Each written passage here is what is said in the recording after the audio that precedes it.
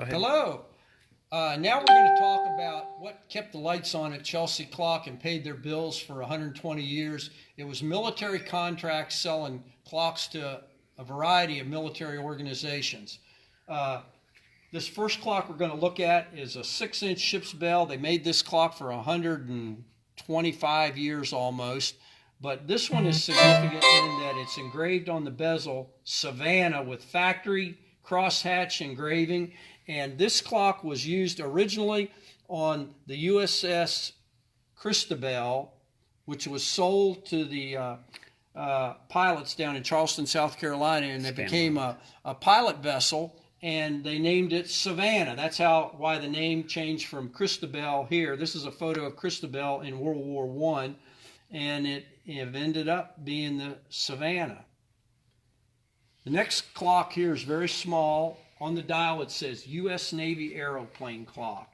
And this clock was made in 1917, just a short time after the Wright brothers started flying in 1903. And the Navy launched their first aircraft from a naval ship in 1910. And this is a picture of Eugene B. Ely launching off the deck of the Birmingham, which was a cruiser, but it had a wooden ramp on the front. And they launched this airplane off at anchor because it was foggy out that day, but they had to get this picture so they could put it in the newspaper so the Navy could buy some airplanes, because publicity equaled airplanes for the Navy. And when Eugene B. Ely took off, he had to dip his nose to gain flying speed, and he pulled out at the last minute, but he didn't do it quick enough, and his propellers hit the water, and he cracked the propellers, so he wasn't able to fly over to the Norfolk Naval Station here in Virginia Beach. He had to land on Willoughby Spit, which was just over there. And when he landed in Willoughby Spit, everybody cheered and said, "Hey, you did a great job," but he knew he screwed up and almost didn't make it. Now, why am I talking about Eugene B. Ely? This is the clock that was on the Birmingham when Eugene B. Ely made this first flight, USS Birmingham. And it's marked on the dial ED, and that means Engineering Department.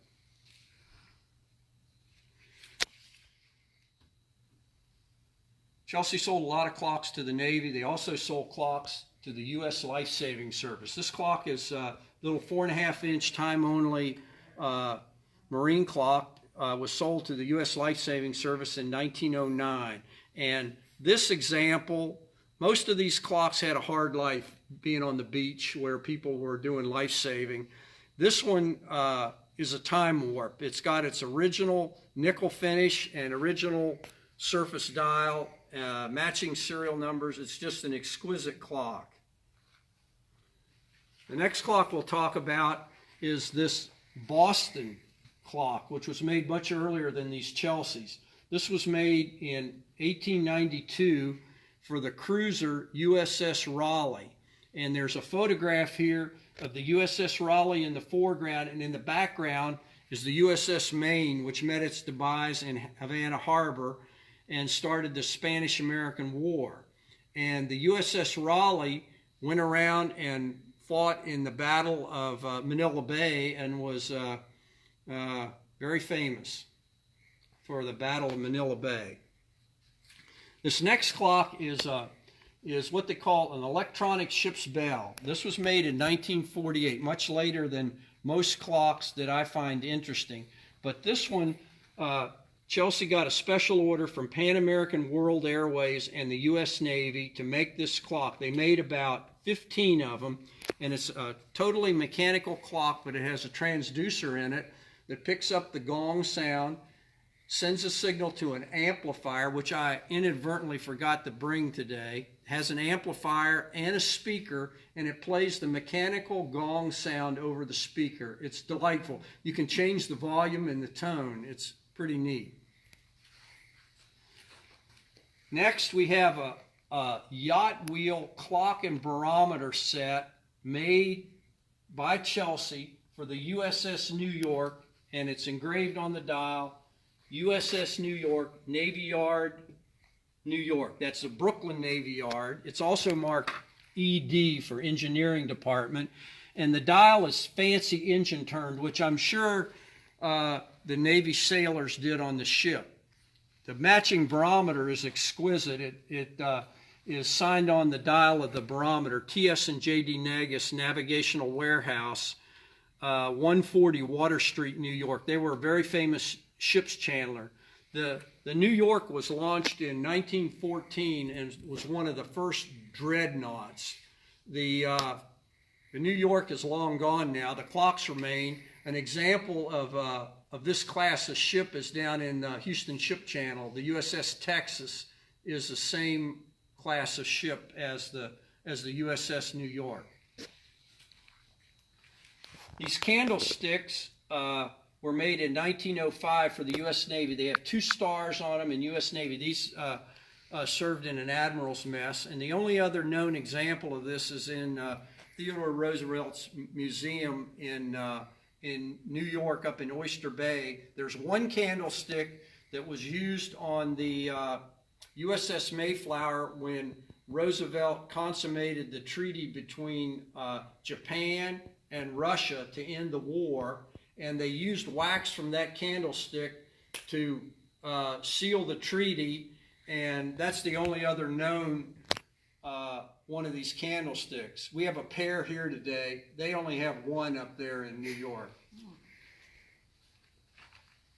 On the back here is a 6-inch deck clock. On the dial it's engraved USS John F. Kennedy CVA 67, and this is a picture of the John F. Kennedy underway with the USS Detroit, an oiler in the middle, and Ticonderoga, which was an Aegis cruiser on the top there.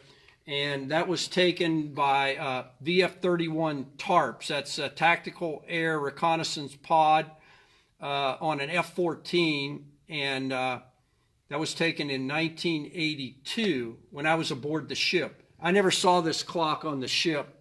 But this clock was made in 1967 when they christened the ship, and on the back of the case it's marked NNSBDD for Newport News Shipbuilding and Dry Dock, which is just a few miles from here.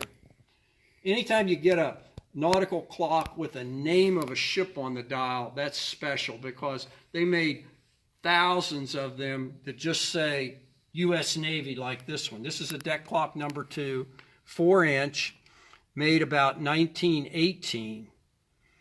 They also made the number 1, which was a 6-inch, exact same thing. Both of these clocks are in a remarkable state of preservation. This was the other clock in the group that they made, 3.5-inch. They called this the boat clock. These are called deck clocks. They were made for bigger ships. The boat clock was maybe made for a launch to go ashore.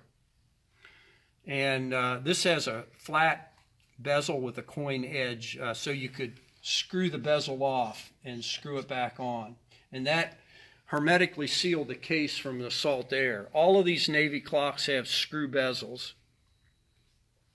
The clock in the back here is a 4.5-inch screw bezel marked USLH Service. That's for U.S. Lighthouse Service. And that clock was made in 1941, which is very unusual since the Lighthouse Service combined with the Coast Guard in 1939. But there are always mysteries with these clocks. You can't explain quite what happened, but that clock is a matching case and serial number, so it's a legitimate clock. The clock has got its crispy original surface dial, and it's never been polished. It's got its original toned lacquer on it. Both of these 2 6-inch deck clocks here are unusual in that they have a verde finish on the case, which is very unusual for a clock that the Navy would have used at sea. This is an Admiral's desk clock. This is a Chelsea factory stand, 1910, and the one in the back is also 1910. So apparently something happened in 1910 where they decided that they wanted these dark green clocks on fancy people's desk in the Pentagon. This clock is a 6-inch deck clock for the U.S. Coast Guard, 1918. That was 3 years after the Coast Guard formed. The unusual thing about this clock is on the back of the case, it's got a property mark for the U.S. Revenue Cutter Service, which went out of business in 1913, but apparently they still had that property stamp around, and we're putting it on this clock in 1918. The clock behind this is an exquisitely rare clock. It's marked the Harvard Clock Company, and it was sold in 1882. The back of the clock is marked LV44 for Light Vessel 44, and it's also marked PJC for Pusey Jones Company, which was the builder of LV44. And LV44, one of its several duty stations was the Northeast End. And the LV44 served for 56 years, from 1882 until 1938, when the giant hurricane of 38 blew the Light Vessel 44 up in the Connecticut River and grounded it. Folks, I've worn myself out. I hope you enjoyed this brief tour through 100 and some years, 140 years of nautical history and Chelsea Clock and Joseph Eastman. I've enjoyed talking to you. I hope you enjoy this and share it with your friends.